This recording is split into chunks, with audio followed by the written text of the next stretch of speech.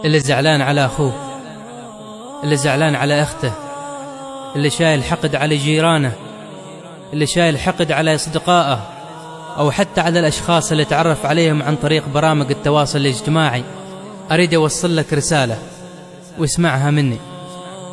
إذا أحببت أن يغفر الله لك فاغفر أنت لعباده، وإن أحببت أن يعفو الله عنك فاعف أنت عن عباده، فإنما الجزاء من جنس العمل. أخي في الله، افتح قلبك المغلق بمفاتيح التسامح، واطرق الأبواب المغلقة بينك وبينهم، وضع باقات زهورك على عتباتهم، واحرص على أن تبقى المساحات بينك وبينهم بلون الثلج النقي.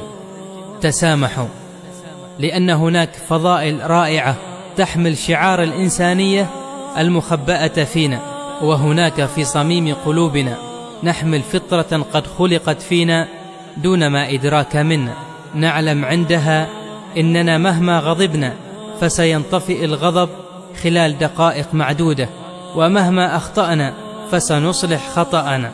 تسامحوا، فشهر رمضان بقى له أيام قليلة وسيسعدنا بزيارته، فهل تحبون أن يأتي شهر الخير وأنتم في أنفسكم حقد على أحد؟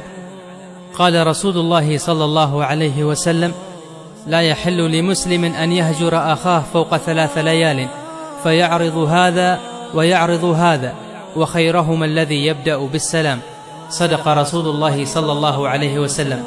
إخواني في الله، دعونا نبدأ شهر رمضان بصفحة جديدة بيضاء خالية من المشاكل والمشاحنات والحقد والكراهية. بادر وصالح لتزيد من أجرك وتريح قلبك، وقدم لكل من أساء لك السماح، وانظر للسماء وابتسم، فالله راض عنك.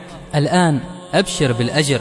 دعونا ننتهز هذا الشهر لكي يكون بداية في التسامح والعفو عن كل من أساء إلينا. هنا أقول: اللهم إني عفوت عمن ظلمني، اللهم إني عفوت عمن أساء إلي، اللهم إني سامحت من اغتابني، اللهم إني سامحت جميع المسلمين. اللهم آمين. تقبل الله صيامكم وقيامكم، وكل عام وأنتم بخير. اللهم صل وسلم على سيدنا محمد، اللهم صل وسلم على سيدنا محمد. رسالة